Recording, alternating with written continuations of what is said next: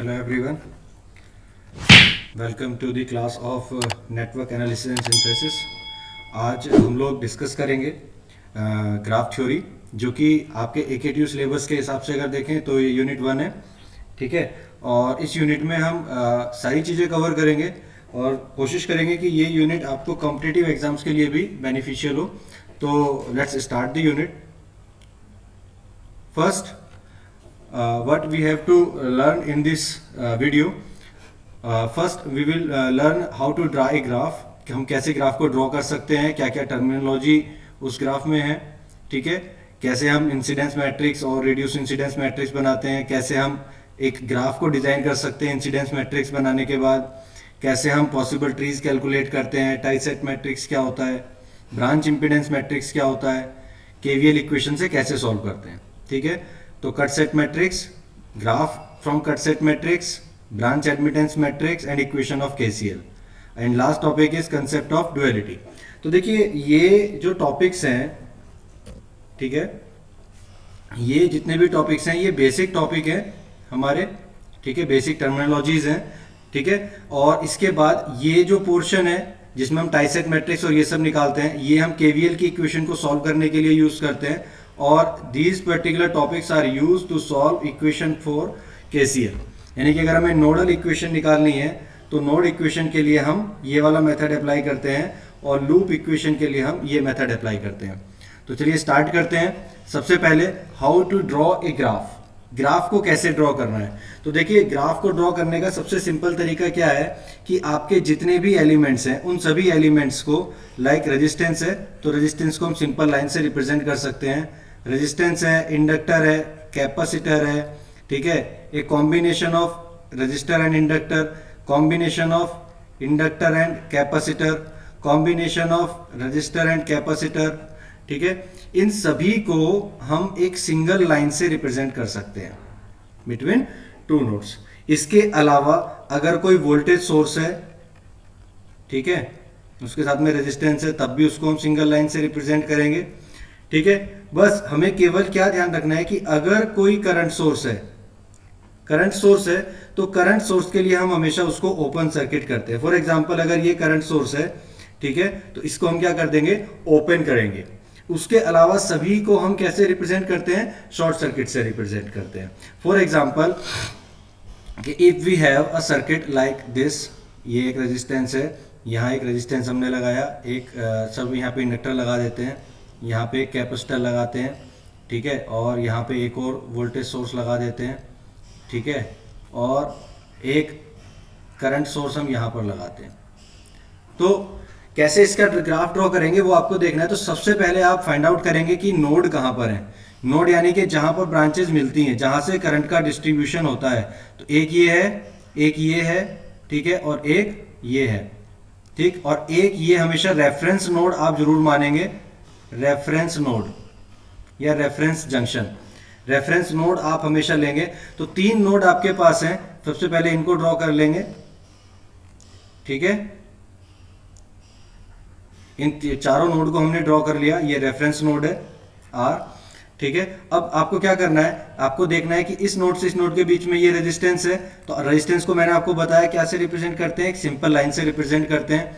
इसी तरह से इसको मैं नाम दे देता हूं कुछ 1 या A B C, और ये तो R है ही, तो A B C और R। तो A से B के बीच में एक सिंपल लाइन आ जाएगी, B से C के बीच में सिंपल लाइन आ जाएगी क्योंकि ये कैपेसिटर है, B और रेफरेंस के बीच में भी सिंपल लाइन आ जाएगी क्योंकि इंडक्टर है, और चूंकि ये एक सोर्स है तो वोल्टेज सोर्स को हम कैसे रिप्रेजेंट करते हैं, सिंपल लाइन से रिप्रेजेंट करते हैं, और इधर भी एक वोल्टेज सोर्स है तो इसको भी सिंपल लाइन से रिप्रेजेंट कर दिया, ठीक है। अब चूंकि A और C एक करंट सोर्स से कनेक्टेड है, तो देखिए यहां हम कुछ नहीं बनाएंगे, ये एक ओपन रहेगा तो इसको हम कुछ नहीं बनाएंगे, A और C के बीच में कुछ नहीं बनाना है, तो ये एक ग्राफ डेवलप हो जाता है। तो ग्राफ के लिए सबसे पहले बस आपको यही ध्यान रखना है कि जितने एलिमेंट्स हैं, अब ये जरूरी नहीं है कि मान लीजिए अगर यहाँ पे एक इंडक्टर और लगा होता तब भी इसका ग्राफ यही बनता, यहाँ कोई रेजिस्टेंस लगा होता तब भी ग्राफ यही बनता। क्यों? क्योंकि पूरी ब्रांच जो है वो ये है, तो सीरीज में अगर एलिमेंट्स हैं भी तो भी हम उसको एक सिंगल लाइन से रिप्रेजेंट करेंगे, ठीक है। तो इसके बाद हम लोग ग्राफ ड्रॉ करना सीखते हैं, इसके बाद कुछ बेसिक टर्म्स हैं जो आपको पता होनी चाहिए ग्राफ थ्योरी में, तो उसका डिस्कशन कर लेते हैं। सबसे पहले हम बात करते हैं ब्रांचेस की। तो देखिए अभी हमने एक ग्राफ बनाया था, मैं फिर से उस ग्राफ को बना देता हूं।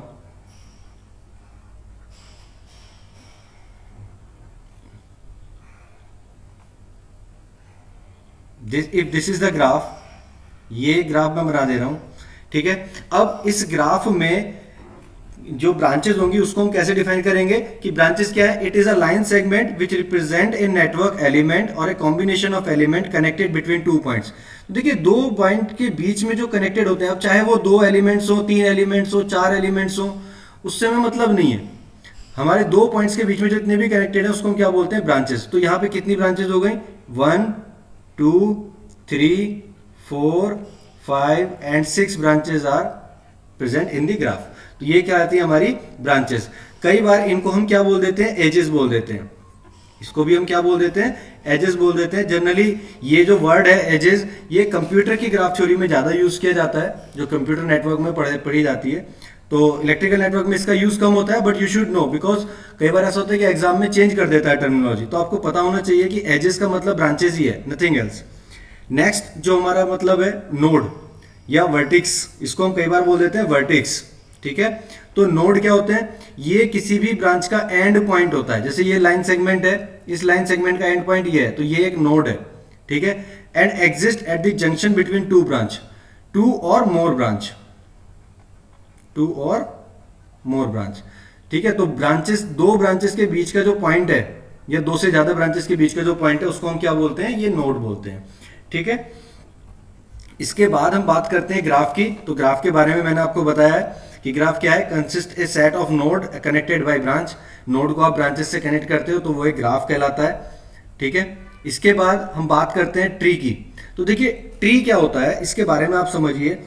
जो नोड है, सबसे पहले आप इस ग्राफ के नोड बना लीजिए, 1 2 3 एंड 4, चारों नोड बना लिए। अब इन नोड को हमें आपस में कनेक्ट करना है, बट ध्यान क्या रखना है कि ये कोई लूप ना बना ले, क्लोज्ड लूप ना बनाए। तो हम इसको इसी ग्राफ से, देखिए हमें इसी ग्राफ से ब्रांचेस को चूज करना है, कोई भी ब्रांच चूज कर सकते हैं और ये सारे नोड को आपस में कनेक्ट करना है। तो देखिए इसका एक ट्री ये हो सकता है, ये एक ट्री हो गया, ठीक है। इसमें हमने ब्रांच नंबर 2 4 और 3 लिया, ये एक ट्री होगा। इसके अलावा आप ये नहीं लेना चाहते हो तो आप कोई और भी ले सकते हो, आप ये भी ले सकते हो, ठीक है, ये भी एक ट्री हो जाएगा। और अगर कोई ट्री लेना चाहते हो तो ये भी एक ट्री हो जाएगा। कंसर्न क्या है कि केवल हमारे all node should be connected, सारे नोड कनेक्ट हो जाएं और कोई भी क्लोज लूप ना बने। तो देखिए कोई क्लोज लूप नहीं बन रहा है, इनमें कोई क्लोज लूप नहीं बन रहा है। तो इस तरह से हम किसी नेटवर्क के बहुत सारे ट्रीज बना सकते हैं, ठीक है। अब ये भी एक बात का पॉइंट है कि कितने ट्रीज हम बना सकते हैं। तो या तो आप ट्राई करके देखेंगे, अदरवाइज इसका एक फॉर्मूला होता है, मैं वो आपको बताऊंगा, तो आप उसकी हेल्प से भी ये पता कर सकते हैं कि कैसे हम किसी भी ग्राफ के कितने ट्री बनेंगे वो कैलकुलेट कर सकते हैं, ठीक है। बट द मेन कंसर्न कि यहां पे no loop should be form without forming any loop, कोई भी लूप नहीं बनना चाहिए। दूसरी कंडीशन, सारे नोड कनेक्ट हो जाने चाहिए। ऐसा नहीं होना चाहिए कि कोई नोड डिसकनेक्टेड हो जाए, ऐसा नहीं होना चाहिए कि आपने 4 नोड बनाए थे, ठीक है, और ये ब्रांचेस बना दी और इस नोड को खाली छोड़ दिया, ये नहीं चलेगा, ये गलत है, ठीक है, ये नहीं चलेगा। तो ट्री का समझ में आया। आगे बढ़ते हैं, ट्विक्स। तो देखिए ये जो ट्री है, ये ट्री है, इस ट्री की जो ब्रांचेस हैं, दीज ब्रांचेस, ये ब्रांचेस, इन ब्रांचेस को हम क्या बोलते हैं? ट्विक्स। तो branches of a tree are called twigs. इसकी जो ब्रांचेस है उसको हम क्या बोलते हैं? ट्विक्स, ठीक है। अब बात आती है कोट्री। तो देखिए जैसे कोट्री क्या होता है कि जब हमने ये बनाया तो कुछ ब्रांचेस बची, क्या क्या बची? अगर हम देखें तो ये ब्रांच बची और ये ब्रांच बची, ठीक है, एंड ये ब्रांच बची, ठीक है। तो ये 3 ब्रांचेस बची, 1 6 1 एंड 5, 1 5 6 बची, 2 3 4 हमारी इसमें यूज हो गई थी। तो ये जो ग्राफ का सेट है, ये सेट इज नोन एज कोट्री, ये कहलाता है कोट्री। ठीक है, तो अगर मैं इसको इसी ग्राफ में बनाऊं तो इस ग्राफ में देखिए ये मेरा कहलाएगा ये ब्रांच और ये जो डॉटेड में है ये आपका जो सेट है ये कहलाता है कोट्री। जो ट्री से हमारी ब्रांचेस बच गई, भाई किसी ग्राफ से आपने ट्री ड्रॉ किया, ट्री ड्रॉ करने के बाद जो ब्रांचेस बची उनका जो सेट है that set is known as cotree. Okay, और इस कोट्री की जो ब्रांचेस हैं यानी कि जो डॉटेड में मैंने दिखाया है, ये जो डॉटेड में हमने ब्रांचेस शो की हैं, this branches are known as chords या फिर कॉर्ड्स या फिर लिंक्स इनको बोलते हैं। इनको हम क्या बोलते हैं? लिंक्स। ठीक है, तो इस कोर ट्री की जो ब्रांचेस हैं उनको लिंक्स बनाते हैं। तो ग्राफ में जब हम ट्री बना लेते हैं तो ट्री की ब्रांचेस को बोलते हैं ट्विग्स। ठीक है, और जो ब्रांचेस बचती हैं उनको हम बोलते हैं लिंक्स। तो एक ग्राफ जो है वो ट्विग्स और लिंक्स से मिलके बना होता है। ओके, नेक्स्ट आगे चलते हैं। कुछ ग्राफ की टर्मिनोलॉजी है कि ओरिएंटेड ग्राफ क्या होगा। अब देखिए ओरिएंटेड ग्राफ का मतलब क्या है कि अगर मैं कोई ग्राफ बनाता हूं, सपोज ये मैंने ग्राफ बनाया, ठीक,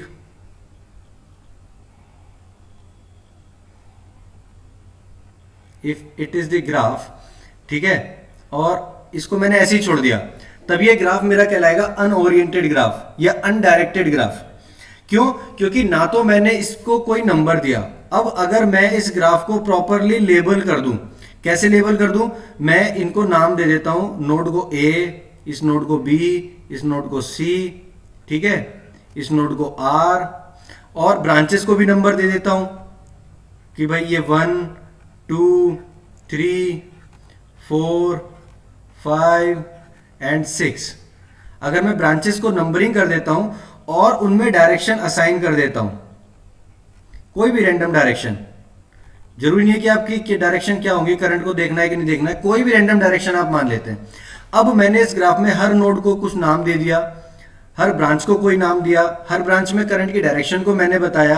अब मेरा ये ग्राफ कहलाता है ओरिएंटेड ग्राफ। ओरिएंटेड का मतलब क्या है? प्रॉपरली लेबल्ड और जिसमें हम डायरेक्शन भी दिखा रहे हैं ब्रांच की, ठीक है, वो कहलाता है ओरिएंटेड ग्राफ या फिर डायरेक्टेड ग्राफ। ठीक है, ओरिएंटेड ग्राफ या फिर डायरेक्टेड ग्राफ। यहां से देखिए डेफिनेशन। ठीक है, तो ये क्लियर हो गया।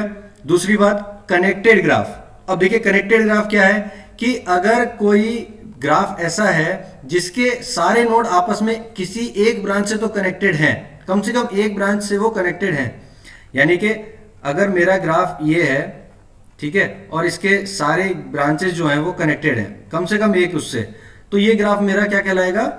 कनेक्टेड ग्राफ कहलाएगा। अब देखिए ये नोड इससे कनेक्टेड है, ये नोड इससे कनेक्टेड है, ये नोड इससे कनेक्टेड है, सभी ग्राफ आपस में एक ब्रांच से तो कनेक्टेड हैं कम से कम। तो this type of graph is known as connected graph. ठीक, इसके बाद आता है कंप्लीट ग्राफ और स्टैंडर्ड ग्राफ। अब देखिए बहुत सिंपल सा डिफरेंस है। कंप्लीट ग्राफ किसको बोलते हैं कि अगर हर नोड के बीच में एवरी नोड के बीच में अगर एक ही ब्रांच है तब वो कहलाता है एक कंप्लीट ग्राफ। जैसे ये वाला ग्राफ है, देखिए इस ग्राफ में नोड ए और नोड बी और नोड सी, इसको भी यहां से भी देख सकते हैं, ए से बी के बीच में एक ब्रांच है, बी से सी के बीच में एक ब्रांच है, सी से आर के बीच में, बी से आर के बीच में, ए से आर के बीच में, हर नोड पेयर के बीच में एक ही ब्रांच है। अगर ऐसा है तब आपका जो ग्राफ है वो कहलाएगा कंप्लीटेड ग्राफ। मान लीजिए कि अगर यहां पे मैं एक और ब्रांच जोड़ देता तब ये ग्राफ कंप्लीट ग्राफ नहीं कहलाता। ठीक है, तो ये ग्राफ क्या कंप्लीट ग्राफ नहीं कहलाता। ठीक है,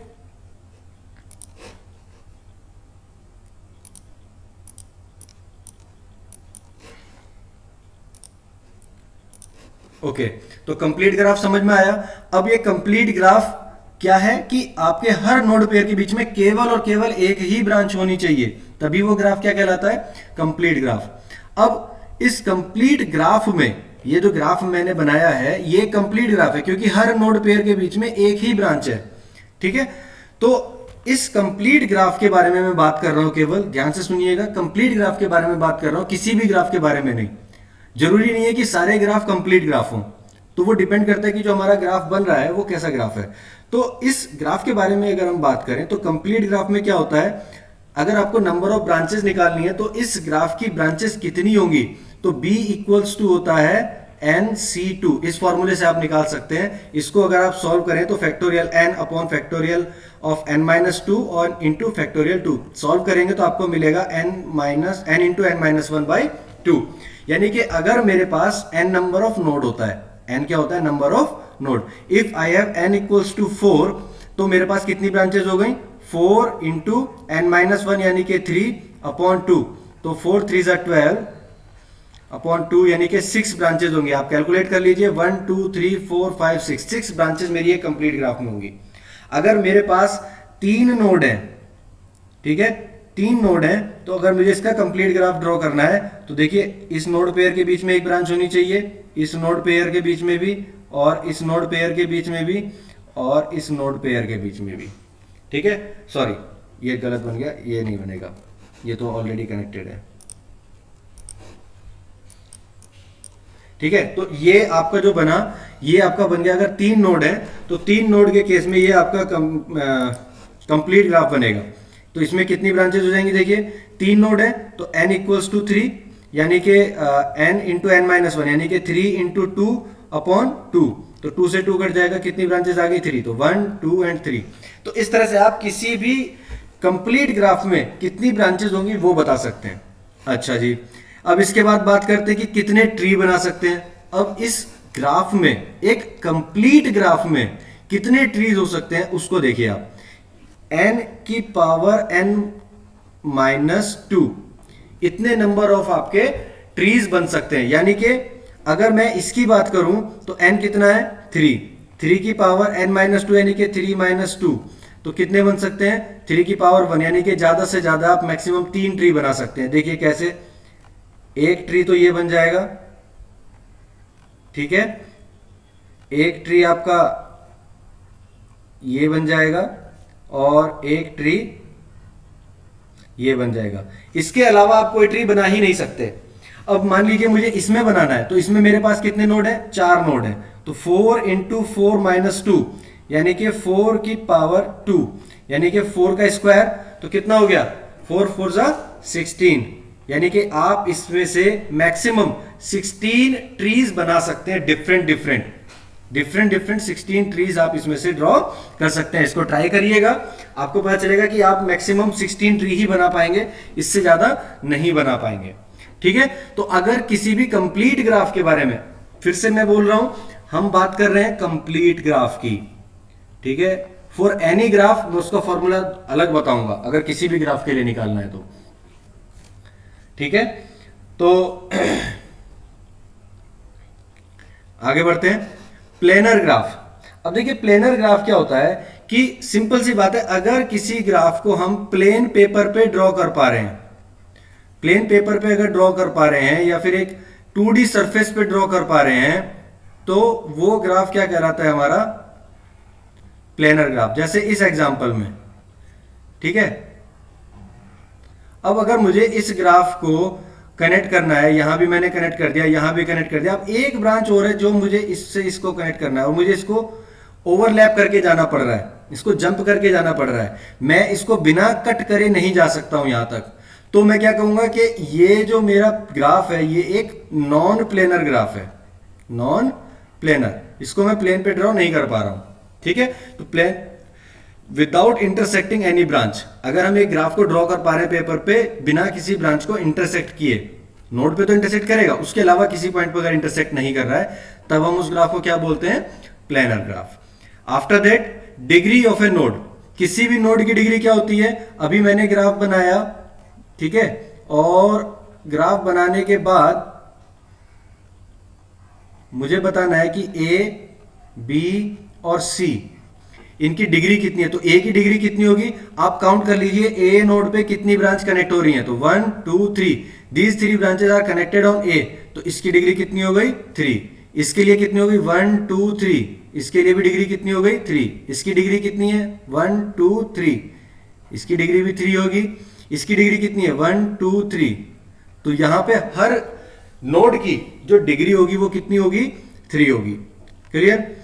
इसके बाद बात करते हैं आइसोमॉर्फिक ग्राफ। आइसोमॉर्फिक ग्राफ क्या होते हैं, ऐसे ग्राफ जिनमें नंबर ऑफ नोड और नंबर ऑफ ब्रांचेस सेम होती हैं, यानी कि अगर कोई ग्राफ ऐसा है जिसमें नंबर ऑफ ब्रांचेस सेम है, ठीक है, और नंबर ऑफ नोड भी सेम है, नंबर ऑफ नोड भी सेम है, जैसे यहाँ 4 नोड है, यहां भी 4 नोड है, यहां पे मैं अगर ब्रांच बना रहा हूं 2 3 4, ठीक है, और 5, ठीक, और इसके अलावा 6। तो देखिए यहां पे ब्रांच कितनी है मेरी, 3 4 5 एंड 6, ठीक है। तो यहां पे मैं ये कह सकता हूं कि ये एक आइसोमॉर्फिक ग्राफ हो सकता है, क्योंकि यहां पे नंबर ऑफ नोड मेरे कितने हैं, 4 है, n equals to 4 and branch equals to कितनी है, 6। यहां भी n इक्वल्स टू 4 है और ब्रांच कितनी है, 6।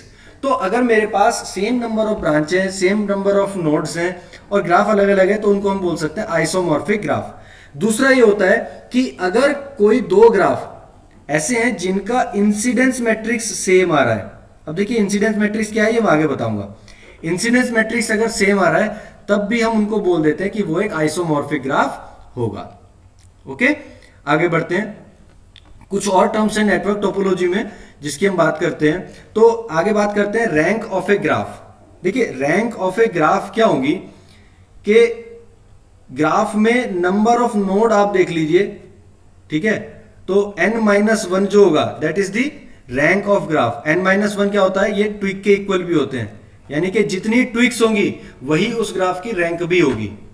ट्विक्स कितनी होती हैं, आपकी नोड से एक कम। सपोज अगर 4 आपके पास नोड हैं, ठीक है, तो ट्विक कितनी होंगी, 1 2 एंड 3। सारे नोड कनेक्ट हो गए, कोई लूप नहीं बना, ठीक है। तो हमेशा ट्विक्स t इक्वल्स टू कितना होता है, t इक्वल्स टू होता है n-1, और यही कहलाती है हमारी रैंक ऑफ ग्राफ, ठीक है, रैंक ऑफ ग्राफ। इसके बाद बात करते हैं नोड पेयर की। तो देखिए एक नोड ये है, एक नोड ये है, तो ये दोनों मिलके क्या बनाएंगे, नोड पेयर। तो कितने नोड पेयर होंगे, मान लीजिए ये मेरा ग्राफ था जो पहले ही हम लेके आ रहे थे इतनी देर से, तो कितने नोड पेयर होंगे, 1, एक तो ये हो गया, एक ये और ये हो गया 2, एक ये हो जाएगा 3, एक ये हो जाएगा 4, एक ये हो जाएगा 5, एक ये हो जाएगा 6। तो जितनी ब्रांचेस हैं उतने ही नोड पेयर होते हैं। Number of branches equal to number of node pair. बहुत सिंपल सी चीज है, ठीक है। इसके बाद कई बार एग्जाम में पूछ लेता है, ये गेट के एग्जाम में काफी पूछ लेता है, कई बार गेट के एग्जाम में इससे रिलेटेड क्वेश्चन पूछ लिया जाता है। तो नॉर्मल आपको एकेटीयू सिलेबस में तो ये टर्म्स नहीं सुनने को मिलेंगी, बट गेट एग्जाम में अगर आप जाएंगे तो गेट में आपको इससे रिलेटेड क्वेश्चन मिल जाएंगे कि नोड पेयर क्या होता है, नोड पेयर वोल्टेज क्या होता है। तो देखिए नोड पेयर वोल्टेज क्या होता है, अब भाई जितने नोड पेयर हैं उतने ही तो वोल्टेज भी होंगे। इसका वोल्टेज V1 है, सपोज इसका V2 है, इसका V3 है, इसका V4 है, V5 है, V6 है। तो जितनी ब्रांचेस हैं उतनी तो नोड पेयर वोल्टेज भी होंगे हमारे। तो नोड पेयर वोल्टेज भी कितने होते हैं, नंबर ऑफ ब्रांचेस के इक्वल, नंबर ऑफ ब्रांचेस, ठीक है, n into n-1/2 complete graph के लिए। तो नंबर ऑफ ब्रांचेस जितनी होंगी उतने ही हमारे नोड पेयर वोल्टेज होंगे, ठीक है। आई होप कि यहां तक क्लियर हुआ होगा सबकी। इसके बाद बात करते हैं properties of a tree. Tree की प्रॉपर्टीज क्या होती है। देखिए पहली प्रॉपर्टी, सारे नोड कनेक्ट होने चाहिए। Yes, if we have 4 node तो these all node should be connected. मैं इसको ऐसे भी कनेक्ट कर सकता हूं, ये मेरा एक ट्री कहलाएगा। No loop should be form. देखिए कोई लूप नहीं बन रहा है, लूप इसमें नहीं बन रहा है। तो फर्स्ट कंडीशन सेटिस्फाई हो गई, सेकंड कंडीशन सेटिस्फाई हो गई। थर्ड कंडीशन क्या कह रहा था, twig must be equal to n-1। Yes, A B C D। तो n इक्वल्स टू कितना है, n इक्वल्स टू है 4, तो t इक्वल्स टू कितना आ गया हमारे पास, 1 2 and 3, 1 2 and 3। Number of twigs कितने हो गए, 4 - 1 इक्वल्स टू 3। तो यहां से ट्विग्स का फॉर्मूला आता है n-1। Number of links, links कितने बचे तो वो देख लेते हैं। अगर मेरी ये एक ब्रांच है, ये एक ब्रांच है और ये एक ब्रांच थी जो बच गई थी ग्राफ से, तो मेरे नंबर ऑफ लिंक्स कितने हुए, 4 5 एंड 6। तो नंबर ऑफ लिंक्स कितने होंगे, टोटल नंबर ब्रांचेज है 6, ठीक है। 6 में से ट्विग को कम कर दो, यानी कि B - T, branches minus twigs, आपको नंबर ऑफ लिंक्स मिल जाएंगे। 2x कितना होता है b minus n minus one, ये लिंक्स कितने हो जाएंगे l equals to b minus n plus one, these are the number of links. ठीक है, तो ये क्लियर हुआ। इंसिडेंस मैट्रिक्स, अगर हम बात करें इंसिडेंस मैट्रिक्स क्या होता है, तो उसको आप देखिए इंसिडेंस मैट्रिक्स कैसे ड्रॉ करते हैं। तो देखिए इंसिडेंस मैट्रिक्स जो होता है इसको हम रिप्रेजेंट करते हैं ए आई जे से। ये क्या होता है, इसको हम ड्रॉ करते हैं ब्रांच, इधर की तरफ ब्रांच लिख लेते हैं और इधर की तरफ नोड लिख लेते हैं। Branch versus node, node versus branch ये मैट्रिक्स होता है। ठीक है, तो यहां पे नंबर ऑफ नोड लिखते हैं, यहां पे नंबर ऑफ ब्रांचेस हम लिखते हैं, और उसके बीच में जब मैट्रिक्स को ड्रॉ करते हैं तब वो मैट्रिक्स कहलाता है हमारा इंसिडेंस मैट्रिक्स। ठीक है, अब इस मैट्रिक्स में ये तो समझ में आ गया कि भाई इसको हमने इधर नंबर ऑफ नोड हो गए, सॉरी ब्रांच हो गई, और इधर नंबर ऑफ नोड हो गए हमारे। ठीक है, इधर की तरफ ब्रांचेस को लिख लेते हैं, इनके बीच में जो ड्रॉ करते हैं उसको हम बोलते हैं इंसिडेंस मैट्रिक्स। अब बात ये आती है कि कैसे बनाएंगे इसको, उसको देखते हैं। तो हम पहले साइन कन्वेंशन देखते हैं। साइन कन्वेंशन क्या है कि सपोज ये एक नोड है, ए नोड, ठीक है, ए नोड है। अब अगर मैं ये कह रहा हूं कि भाई कोई करंट ए नोड की तरफ आ रही है, if it is incoming to node A, तब हम इसको क्या मान लेते हैं, सपोज मैंने इसको मान लिया -1। तो सिंपल सी बात है कि अगर नोड से आउटगोइंग है तो उसको मुझे क्या मानना पड़ेगा, +1। यानी कि अगर नोड पे इनकमिंग है तो मैं इसको -1 ले सकता हूं, अगर आउटगोइंग है तो उसको +1 ले सकता हूं। If there is no relation between the branch and the node, तब हम उसको क्या लेंगे, 0। This is a simple sign convention for the incidence matrix. अब सपोज मुझे एक ग्राफ बनाना है, इंसिडेंस मैट्रिक्स बनाना है, तो मैं ये बनाता हूं, पुराना नोट वही एग्जांपल लेते हैं जो बार बार ले रहे हैं।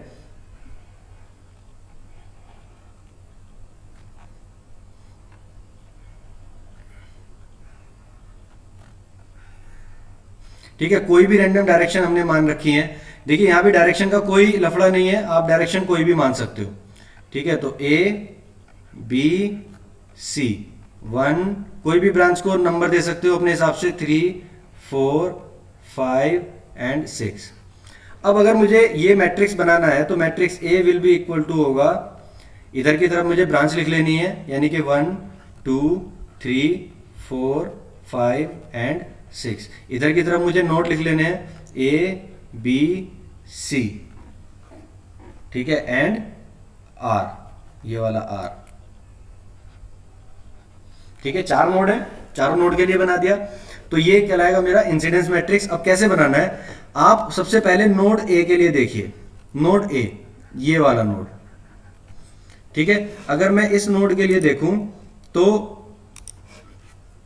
इस नोड पे इनकमिंग के लिए हमने क्या लिया था, देखिए -1। तो पहले देखिए कौन कौन सी करंट इनकमिंग है, कौन सी करंट आउटगोइंग है। तो देखिए ये करंट जो है ये आउटगोइंग है, ये करंट ये भी आउटगोइंग है, और ये करंट ये भी आउटगोइंग है। इस नोड से तो ये 3 ही ब्रांच कनेक्टेड है ना, बस ये 3 ब्रांच कनेक्टेड है। तो ये तीनों कैसी हैं, आउटगोइंग है। तो ब्रांच नंबर 1, ब्रांच नंबर 2 और ब्रांच नंबर 6। तो 1 के लिए हमने क्या ले लिया, +1। क्यों, क्योंकि आउटगोइंग के लिए हम क्या ले रहे हैं, +1। तो ये कैसी है, आउटगोइंग है। तो सबके लिए आउटगोइंग है तो +1 लेंगे। तो 1 के लिए +1 ले लिया, 2 के लिए +1 ले लिया, और 6 के लिए +1 ले लिया। ठीक है, इसके अलावा आप अगर कोई भी ब्रांच देखें तो उस ब्रांच का इस नोड से कोई लेना देना नहीं है, इस नोड पे वो है ही नहीं। तो बाकी सबके लिए हम क्या कर देंगे, 0। ठीक है, इसके बाद इसी तरह से बी के लिए चेक करेंगे। अब if it is node B, तो नोड बी पे ये ब्रांच कनेक्टेड है, ये ब्रांच कनेक्टेड है, और ये ब्रांच कनेक्टेड है। अब इसमें अगर हम देखें तो 2 की ब्रांच नंबर 2 की जो करंट है वो इस नोड की तरफ इनकमिंग है। ठीक है, तो इनकमिंग के लिए क्या लेते हैं, -1। तो यहां पे हमने क्या ले लिया, -1। बाकी 3 और 5 ये कैसी हैं, आउटगोइंग। तो 3 और 5 को हम कैसे ले लेंगे, +1। 3 को भी और 5 को भी, इन दोनों को क्या ले लेंगे, +1। ठीक है, अब इसके अलावा तो सारी ब्रांचेस इस नोड पे है ही नहीं, तो बाकी सबके लिए क्या कर देंगे, 0। अब इसी तरह से सी के लिए देखेंगे। तो सी पे अगर आप देखें तो यहां भी 3 ब्रांचेस हैं, 5, 6 और 4। तो 4, 5 और 6 इनमें से केवल जो 5 है ये वाली, ये इनकमिंग है, बाकी सब कैसी है, ये भी इनकमिंग है और ये भी इनकमिंग है। 5 और 6 इनकमिंग है, इनकमिंग के लिए हम क्या ले रहे हैं, -1। और 4 के लिए हमने क्या लेना है, चूंकि ये आउटगोइंग है तो आउटगोइंग के लिए लेते हैं +1। तो 4 के लिए हमने ले लिया +1, बाकी सब में 0। ठीक है। आर जो रेफरेंस नोड है इसकी भी बात करें तो इस पर देखिए तीनों करंट इनकमिंग है, 1, 3 और 4, 3 करंट आ रही हैं, 1, 3 और 4 तीनों ही कैसी हैं, इनकमिंग है। तो तीनों के लिए क्या ले लेंगे, माइनस। तो 1 के लिए माइनस, 3 के लिए माइनस, 4 के लिए माइनस, बाकी सबको हम क्या कर देंगे, 0। ठीक है। तो ये आपका मैट्रिक्स बन जाता है। This matrix is known as incidence matrix. Okay. अच्छा, इसमें एक गौर करने वाली बात यह है कि अगर आप हर ब्रांच को देखेंगे, हर ब्रांच को देखिए, अगर ये ब्रांच है तो ये दो नोड को कनेक्ट करती है। अगर इसमें कोई भी डायरेक्शन आप लेंगे तो इस नोड के लिए तो ये इनकमिंग होगी और इस नोड के लिए ये आउटगोइंग होगी। यानी कि हर ब्रांच पे एक नोड कहेगा कि ये इनकमिंग है, एक नोड कहेगा आउटगोइंग है। यानी कि एक के लिए आप लोगे -1 और एक के लिए लोगे +1। तो हर ब्रांच पे ये पेयर बनेगा ही बनेगा इंसिडेंस मैट्रिक्स में। तो देखिए यहां पे आप देखिए 1 के लिए +1 -1, +1 -1, +1 -1, +1 -1, प्लस माइनस प्लस माइनस।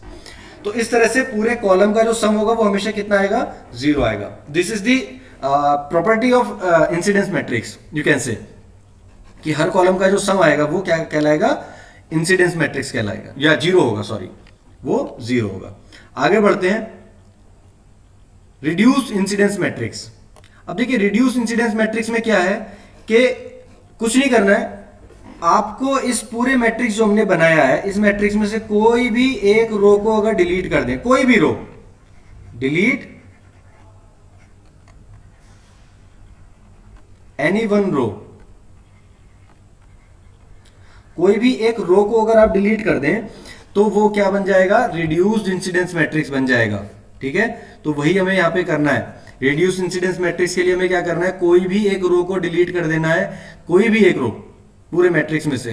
तो वो क्या बन जाएगा, आपका रिड्यूस्ड इंसिडेंस मैट्रिक्स बन जाएगा, an-1 क्रॉस b का मैट्रिक्स। क्लियर है। यहां इसमें और कुछ बताने की, तो स्टार्ट करते हैं।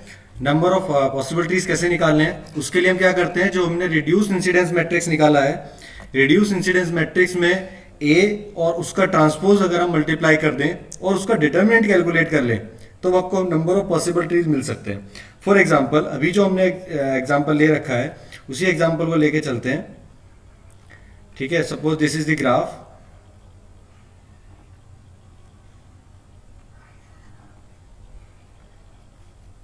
if this is the graph and 1 2 3 4 5 6 these are the branches a b c and r is the node. So if a equals to है इसका जो हमने कैलकुलेट किया -1 1 0 0 0 1 और 0 -1 1 1 0 0 and 0 0 0 -1 1 -1 and 1 0 -1 0 -1 0। ठीक है। ये मेरा पूरा इंसिडेंस मैट्रिक्स है। रिड्यूस इंसिडेंस मैट्रिक्स के लिए मैं क्या करूंगा, इस रो को एलिमिनेट कर देता हूं। अगर मैं इस रो को एलिमिनेट कर देता हूं तो मेरे पास केवल ये बचेगा a, इतना। ठीक है। तो अगर मैं a और a ट्रांसपोज की मल्टीप्लाई कर दूं, a और a ट्रांसपोज, तो कितना हो जाएगा, a तो हो जाएगा मेरे पास -1 1 0 0 0 1 0 -1 1 1 0 0 एंड 0 0 0 -1 1 एंड -1। आप कोई भी एक रो को एलिमिनेट कर सकते हैं। इसका ट्रांसपोज हम ले लेंगे। ठीक है। इसका ट्रांसपोज अगर हम ले लें तो -1 0 0 1 -1 0 0 1 0 0 1 -1 0 0 1 एंड 1 0 -1।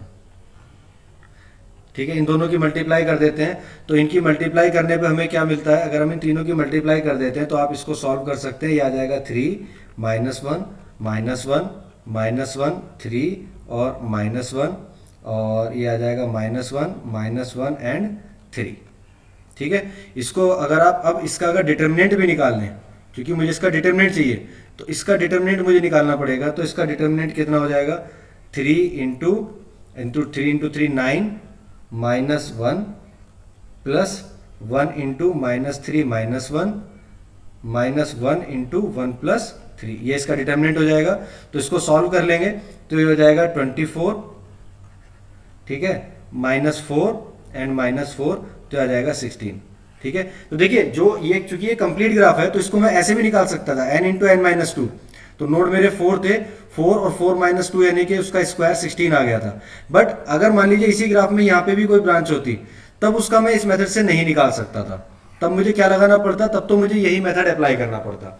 तो ये जो मेथड है इसका यूज करके आप किसी भी ग्राफ के लिए number of possible trees calculate कर सकते हैं। ठीक है, तो इस तरह से नंबर ऑफ पॉसिबल ट्रीज आप निकाल लेंगे। इसके बाद बात करते हैं टाइसेट मैट्रिक्स की।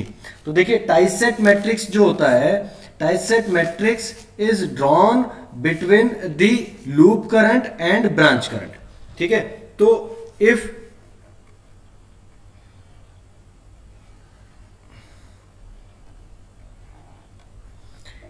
इधर की तरफ हम ब्रांच करंट रखेंगे और इधर की तरफ हम लूप करंट रखेंगे। ठीक है, तो इधर की तरफ ब्रांच करंट और इधर लूप करंट रखेंगे। Now what is the relation between loop current and branch current, उसका साइन कन्वेंशन क्या होगा। Suppose if loop current is like this and branch current is like this, both are in same direction, ये भी नीचे की तरफ जा रही है, ये भी नीचे की तरफ जा रही है, तो इसको सिंपली +1 ले लो। अब अगर लूप करंट ऐसे है और ब्रांच करंट जो है वो ऊपर की तरफ जा रही है, तो सिंपल सी बात है -1 लेना है। And if there is no relation between loop current and branch current, कोई रिलेशन ही नहीं है, दूर दूर है, तब हम इसको क्या ले लेंगे, 0 ले लेंगे। ठीक है, अब बात करते हैं नंबर ऑफ लूप करंट कितनी होंगी। तो भैया जितने लिंक्स होते हैं, number of links equals to number of loop current. Number of loop current कितने होंगे, नंबर ऑफ लिंक्स, और नंबर ऑफ लिंक्स कितने होते हैं, अभी पीछे पढ़ा था, b - n+1। ठीक है, तो इसका कोई एग्जांपल ले लेते हैं सिंपल सा, जिसके लिए हम बनाने की कोशिश करते हैं। मान लीजिए यही एग्जांपल लेते हैं जो इतनी बार से लेके चल रहे हैं कि इफ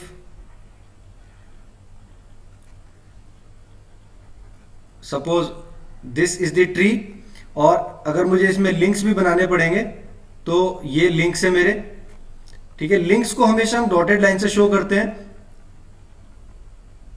ठीक है, ये लिंक्स हो गए, तो 1 2 3 4 5 6। ठीक है, A B C and D। कोई भी रैंडम डायरेक्शन हम इसमें एज्यूम कर लेंगे, कोई भी रैंडम डायरेक्शन, डायरेक्शन के लिए कोई रूल नहीं है, आपका जो मन करे वो रैंडम डायरेक्शन आप एज्यूम कर सकते हैं। This is the current direction. Okay, so अब ब्रांच करंट तो ये हो गई, ये जो करंट है इस ब्रांच में, ये वाली करंट जो है ये ब्रांच करंट है। लूप करंट, अब कितनी लूप बन रहे हैं इसमें, 3 लूप बन रहे हैं। अब इसमें कितने लूप बन रहे हैं, देखिए 3 लूप बन रहे हैं। तो अगर मैं 3 लूप बनाऊं तो 3 लूप कौन कौन से, देखिए ये लूप करंट हो जाएगी 1, इसमें कैपिटल I1 मान लेते हैं, एक लूप करंट ये हो जाएगी I2, और एक लूप करंट ये हो जाएगी I3। ठीक है, 3 लूप करंट हो जाएंगी। अब हमें तीनों लूप करंट के लिए, यानी कि जो मैट्रिक्स बनेगा वो बनेगा I1 I2 I3, 3 loop current ले लेंगे, और स्मॉल में I1 I2 I3 I4 I5 and I6। ये ब्रांच करंट हो गई हमारी, 6 ब्रांचेस हैं, तो हर ब्रांच के लिए एक करंट हो गया, I1 I2 I3 I4 I5 and I6। सारी की सारी हमारे पास ये करंट हो जाएंगी। नाउ अब हमें देखना है कि लूप करंट, अब देखिए ये जो लूप करंट है, ये लूप करंट ऐसे ऐसे ट्रेवल कर रही है, इस तरह से ये ट्रेवल कर रही है। तो ये किस किस के साथ लिंक हो रही है, ब्रांच नंबर 2 के साथ लिंक हो रही है, 3 के साथ लिंक हो रही है, 1 के साथ लिंक हो रही है। अदर ब्रांचेस से इसका कोई लेना देना नहीं है।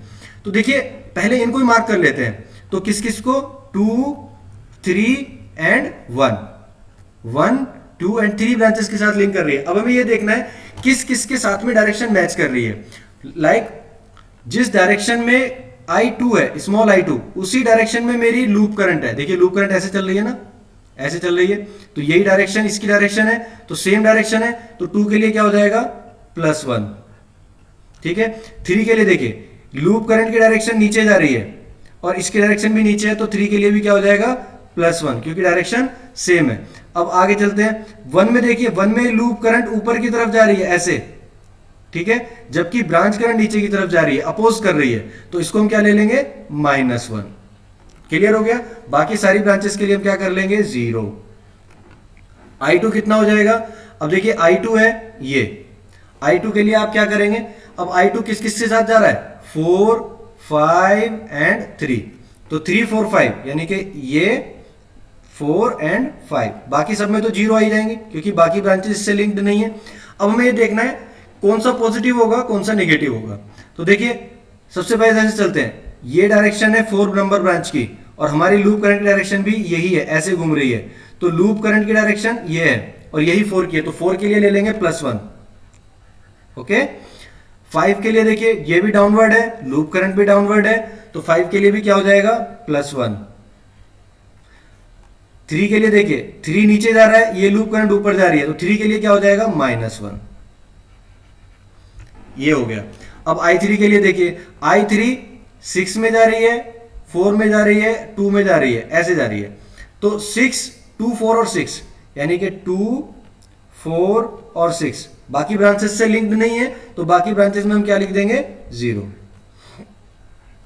ठीक है, अब यहां पे देखते हैं 6 की डायरेक्शन और I3 की डायरेक्शन सेम है। देखिए 6 भी ऐसे जा रहा है, I3 भी ऐसे जा रहा है, तो दोनों डायरेक्शन सेम है, तो 6 के लिए हम क्या लेंगे, +1। ठीक है, 4 के लिए देखिए हमारी लूप करंट ऐसे जा रही है, ठीक है, जबकि 4 की डायरेक्शन ऐसे है, तो 4 के लिए कैसे होगी, माइनस, तो 4 के लिए कैसे होगा, माइनस। ठीक है, आगे 2 के लिए भी देखिए 2 ऐसे जा रही है, डायरेक्शन ये है 2 की, और लूप करंट की डायरेक्शन ये है, तो अपोज कर रही है एक दूसरे का, तो इसके लिए भी हम क्या ले लेंगे, -1। बस इतनी सी चीज है। Loop current versus branch current, this matrix is known as tie set matrix. Tie set matrix, इसको रिप्रेजेंट किया जाता है B से, इस मैट्रिक्स को रिप्रेजेंट किया जाता है B से। लूप करंट कितनी होंगी हमारे पास, जितनी हमारे पास लिंक्स होंगे। ठीक है, तो आई होप कि आपको टाइसेट मैट्रिक्स कैसे बनाना है क्लियर हुआ होगा। ठीक है, इसके बाद आगे बढ़ते हैं। एग्जांपल मैंने आपको दे ही दिया इसका, branch impedance matrix. Branch impedance matrix क्या होता है, देखिए सपोज कोई एग्जांपल ले लेते हैं इसके समझने के लिए।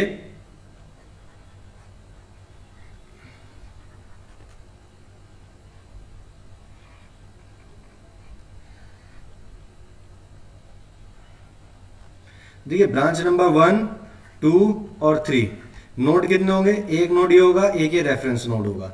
ठीक है, तो ब्रांच इंपेडेंस मैट्रिक्स क्या होता है कि आपको ब्रांचेस के बारे में बताना। अब 3 ब्रांचेस हैं, ठीक है, ये कितना होता है, ब्रांच बाय ब्रांच का मैट्रिक्स होता है। It is a square matrix of branch by branch, यानी कि अगर 3 ब्रांचेस हैं तो 3/3 की मैट्रिक्स बनेगी।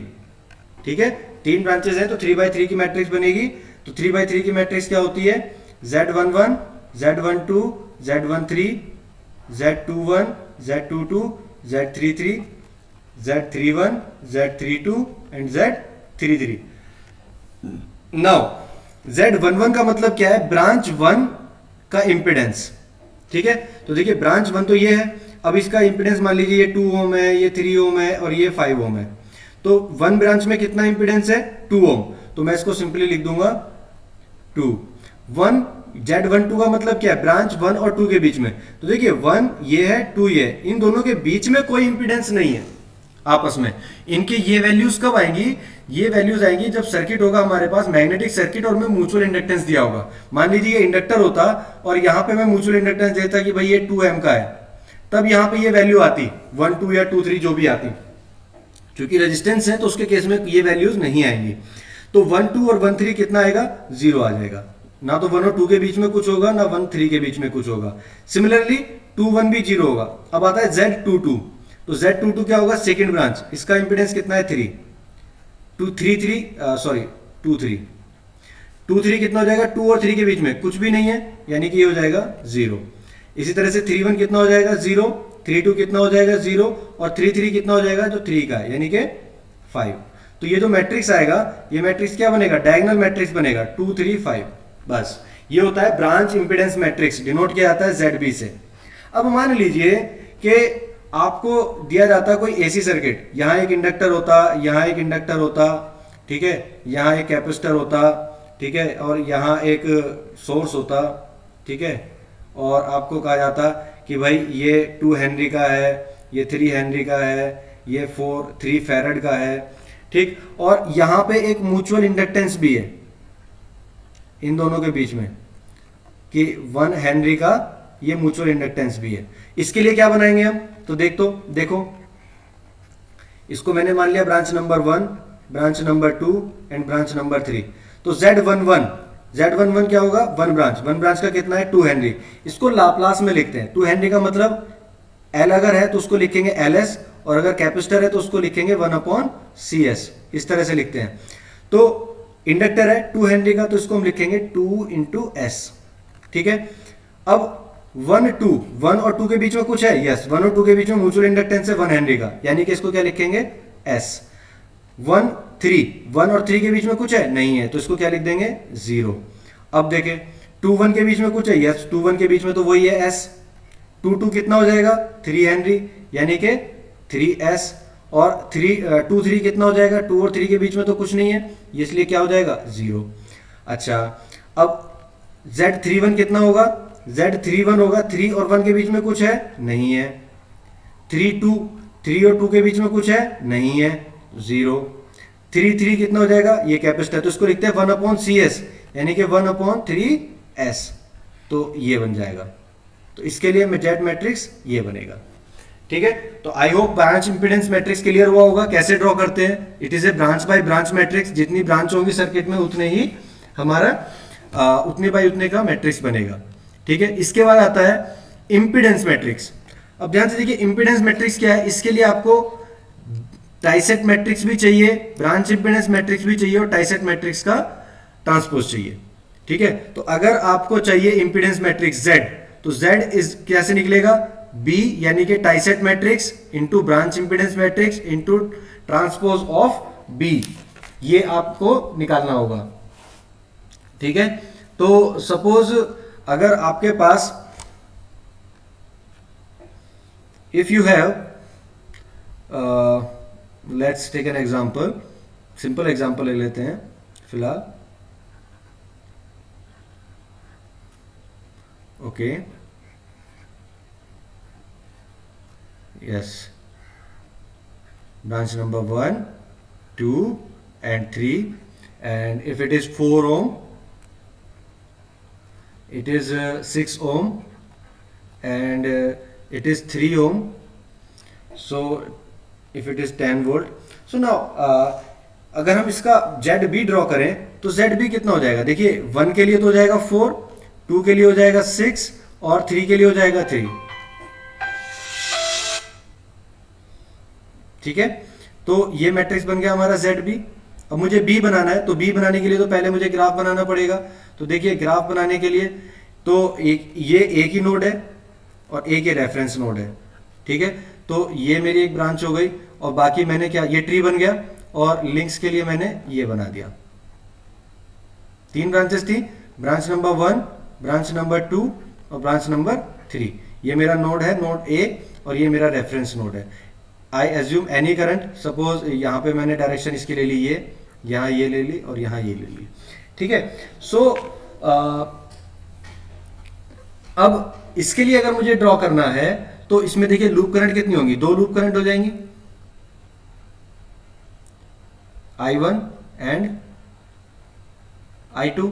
अगर मैं इसके लिए टाइसेट मैट्रिक्स बनाऊं तो B इक्वल्स टू कितना हो जाएगा, I1 और I2, और ब्रांच करंट कितनी है, I1 I2 and I3।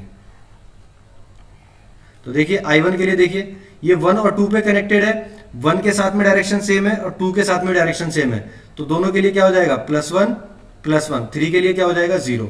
I2 देखिए, जो डायरेक्शन 3 की है वही I2 की है, यानी कि I3 के लिए क्या हो जाएगा +1 और 2 के लिए क्या हो जाएगा, अब इसकी डायरेक्शन अपवर्ड है, इसकी डाउनवर्ड है, तो 2 के लिए ले लेंगे -1 और ये कितना हो जाएगा 0, यानी कि 1 1 0 और 0 -1 1। अब आपको निकालना है z, तो z कैसे निकलेगा, z इक्वल्स टू हो जाएगा b, यानी कि 1 1 0 0 -1 1, ठीक है, इंटू ZB यानी कि 4 6 3, और फिर इसकी मल्टीप्लाई कर देंगे b का ट्रांसपोज, यानी कि 1 0 1 -1 और 0 1, ठीक है। इसको हम सॉल्व कर लेंगे, तो जब हम इसको सॉल्व करते हैं इसको अगर हम सॉल्व कर लेते हैं तो ये कितना आ जाएगा, इन दोनों को सॉल्व कर लेते हैं तो ये आ जाता है 4 6 0 0 -6 और 3, इन दोनों की मल्टीप्लाई कर दी हमने, ठीक है, और फिर ट्रांसपोज यानी कि 1 0 1 -1 0 1, और इन दोनों की भी मल्टीप्लाई अगर हम कर दें तो हमारे पास आ जाएगा 10 -6 और 9। तो this is the matrix Z। This is how you can calculate impedance matrix Z। So अभी तक हमने जो भी चीजें निकाली, टाइसेट मैट्रिक्स निकाला, ब्रांच इंपेडेंस मैट्रिक्स निकाला, इंपेडेंस मैट्रिक्स निकाला, these all are the components for the equation of KVL, ये लूप इक्वेशन के कंपोनेंट थे। इसके बाद हम फाइनल स्टेज में पहुंचते हैं जहां से हम KVL की इक्वेशन को सॉल्व कर सकते हैं। So what is the equation of KVL, देखिए KVL की इक्वेशन क्या होती है, वोल्टेज इक्वेशन। तो अगर मैं ध्यान से देखूं तो Z into IL, Z into IL क्या होता है, वोल्टेज होता है, B कांस्टेंट है, VS, ठीक है, ये भी वोल्टेज है, ZB into I, Z into I क्या होगा, वोल्टेज होगा। तो this is the equation of KVL। यहां पे Z क्या है आपके पास, Z is the impedance matrix अभी कैलकुलेट किया, IL is the loop current matrix, और ये मैट्रिक्स अननोन होती है, ये हमें कैलकुलेट करनी होती है, दिस मैट्रिक्स इज अननोन, ठीक है। B टाइसेट मैट्रिक्स है, we know that how we can calculate, VS source voltage matrix है, ZB ब्रांच इंपेडेंस मैट्रिक्स है, अभी कैलकुलेट किया था, IS सोर्स करंट मैट्रिक्स है। तो ये source current matrix, source voltage matrix, दो चीजें न्यू है अभी, बाकी चीजें हमने अभी लास्ट में पढ़ ली है, ठीक है। तो कैसे हम इसको सॉल्व कर सकते हैं वो हमें देखना है, ठीक है, इक्वेशन ऑफ KVL को, ये बड़ा इंपॉर्टेंट है और KVL की इक्वेशन को ही सॉल्व हमें करना होगा। तो एक एग्जांपल लेते हैं और उससे सॉल्व करने की कोशिश करते हैं, ठीक है। So let's take an example, yes,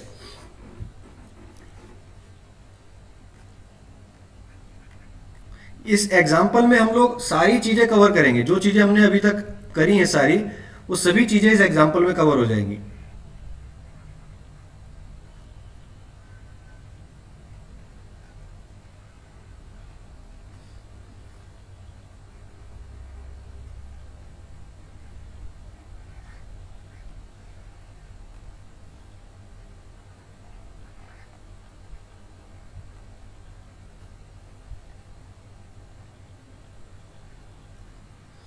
ठीक है, let's take it is as 12 volt, it is 6 ohm and it is of 4 ohm and it is of 2 ohm and it is of 8 volt, this one is of 6 volt, 4 ohm and 6 ohm and 2 ohm, 6 ohm and 2 ohm, okay। so let's take, यहाँ पे node कितने होंगे हमारे पास, देखिए node हमारे पास हो जाएंगे, इसको A मान लेते हैं, इसको B मान लेते हैं, इसको C मान लेते हैं, और ये तो हमारा रेफरेंस नोड रहेगा ही रहेगा R, ठीक है, रेफरेंस नोड रहेगा, और 3 लूप करंट हो जाएंगे इसमें। तो तीनों के लिए सपोज ये हमने मान लेंगे I1, ये I2 और ये I3। तो फर्स्ट ऑफ ऑल सबसे पहले तो हम इसका ग्राफ बनाते हैं, ठीक है। ग्राफ मैं इस तरह से बनाऊंगा कि उसका मुझे ट्री के साथ ही ग्राफ बना लेते हैं। तो ग्राफ बना लेते हैं, कितने नोड है हमारे पास, 4 नोड है, A B C and this one. ठीक है, तो 3 ब्रांचेस मैं ले लेता हूँ। ये मेरे ट्री बन गया। ठीक है, तीनों ब्रांचेस कनेक्ट हो गई, सॉरी सारे नोड कनेक्ट हो गए और मेरा लूप भी नहीं बना। अब मैं लिंक्स बनाता हूँ, तो देखिए ये ब्रांच के लिए ये वाली लिंक आ जाएगा और एक इसके लिए बन जाएगा और एक इसके लिए बन जाएगा। ठीक है, ब्रांच को मैं नंबर दे देता हूँ, तो नंबर दे देते हैं 1 2 3 4 5 6। ठीक है, इनको कोई भी रैंडम डायरेक्शन दे देते हैं। इनको रैंडम डायरेक्शन दे देते हैं। ओके, ठीक है, तो A B and C. So now मुझे चाहिए क्या, देखिए Z चाहिए मुझे, B चाहिए, VS और IS। ठीक है, तो VS IS तो बात की बात है, पहले तो हम B और Z निकाल लेते हैं। तो B आपको पता है कैसे निकालते जाता है, लूप करंट हमें माननी है। सो लूप करंट तो हम पहले ही मान चुके हैं। ठीक है, सो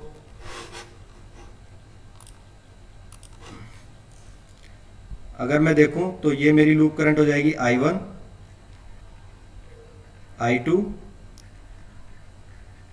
एंड I3। ठीक है, तो अगर मैं इसके लिए B बनाऊं तो B इक्वल्स टू कितना हो जाएगा, देखिए I1 I2 I3, और इधर आ जाएगा branch current I1 I2 I3 I4 I5 and I6। ठीक है, तो यहां से हम देख लेंगे I1 के लिए। देखिए I1 जो है 4 6 और 1 से कनेक्टेड है, 4 6 और 1 से कनेक्टेड है। ठीक है, तो 4 के लिए पॉजिटिव डायरेक्शन होगी, 6 के लिए पॉजिटिव डायरेक्शन होगी। देखिए डायरेक्शन सेम है ना, ऐसे जा रही है, फिर ऐसे आ रही है और फिर ऐसे जा रही है। तो 4 6 और 1 तीनों के लिए पॉजिटिव डायरेक्शन होगी क्योंकि सेम डायरेक्शन है। तो +1 एंड +1, बाकी सबके लिए 0। I2 की अगर हम बात करें तो 5 की डायरेक्शन पॉजिटिव होगी, 2 की डायरेक्शन पॉजिटिव होगी, 6 की निगेटिव होगी। तो 2 और 5 के लिए हम क्या ले लेंगे, पॉजिटिव, एंड 6 के लिए ले लेंगे हम निगेटिव। ठीक है, बाकी सबके लिए 0। ठीक है, 3 के लिए कितना हो जाएगा, इस ब्रांच नंबर 3 की डायरेक्शन पॉजिटिव आएगी क्योंकि सेम डायरेक्शन है। 5 की निगेटिव आएगी, अपोजिट है। 4 की निगेटिव आएगी, तो 4 5 3 के लिए केवल पॉजिटिव होगा, 4 5 के लिए निगेटिव हो जाएगा, 6 के लिए 0, 2 के लिए 0, 1 के लिए 0। तो this is the matrix B। Now if you calculate Z, तो पहले हम निकालेंगे ZB। तो देखिए ZB कितना होगा, अगर मैं ब्रांच को बात करूं तो this is my first branch, this is my second branch and this is my third branch. As per my graph, जो मैंने ग्राफ में दिया है वही ब्रांच नंबर हम इसको देंगे, 4 5 6। ओके, ऑल ब्रांचेस हो गई। तो 1 का इंपीडेंस कितना है, देखिए डायगोनल मैट्रिक्स बनेगा, कोई भी इंडक्टर नहीं है तो म्यूचुअल इंडक्टेंस होगा नहीं, केवल डायगोनल मैट्रिक्स बनेगा। तो 1 1 कितना हो जाएगा, 6, 2 2 कितना हो जाएगा, 4, 3 3 कितना हो जाएगा, 2। ठीक है, 4 4 कितना हो जाएगा, दिस 4, 5 5 कितना हो जाएगा, 6, एंड 6 6 कितना हो जाएगा, 2। So this is the matrix of 6 by 6 ZB। ठीक है, this is the ZB, 6 4 2 4 6 2। Okay, so this is ZB। So now I have to calculate Z। तो Z के लिए मुझे निकालना पड़ेगा, Z के लिए मेरे को क्या करना पड़ेगा, कैलकुलेट करना पड़ेगा। ठीक है, तो पहले मैं Z निकाल लेता हूं। तो Z इक्वल्स टू हो जाएगा B into ZB into B का ट्रांसपोज।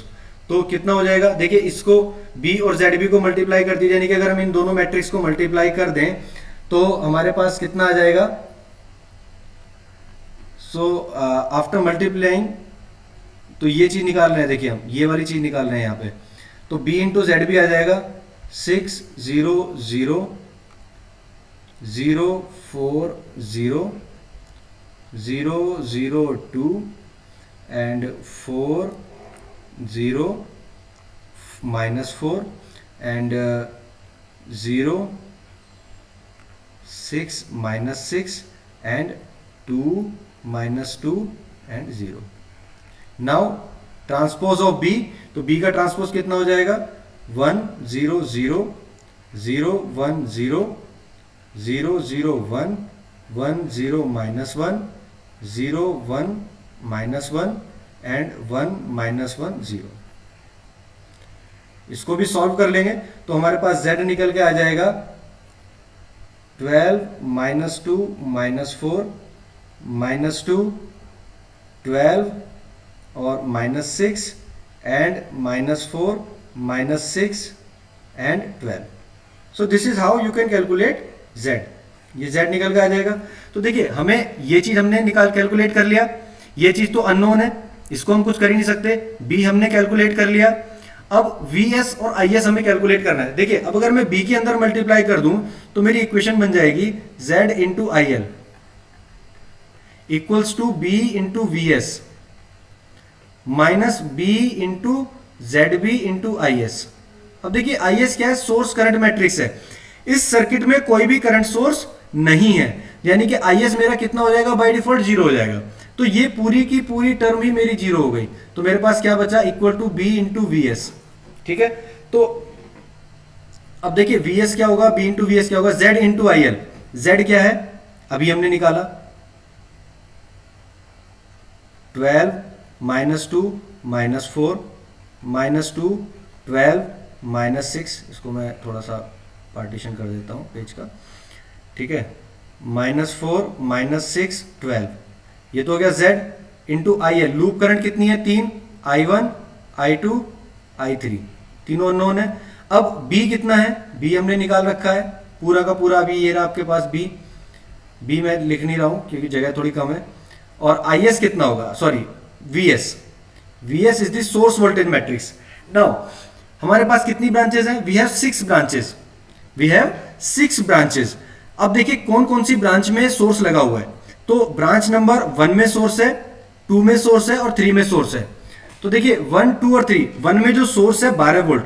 अब अगर ये करंट फ्लो कराएगा तो इसकी डायरेक्शन ये होगी, और जो करंट की डायरेक्शन, अगर इसकी डायरेक्शन लूप करंट की डायरेक्शन के साथ में मैच करती है, सोर्स करंट की डायरेक्शन जो ब्रांच में हमने करंट मानी है उसके साथ में मैच कर रही है।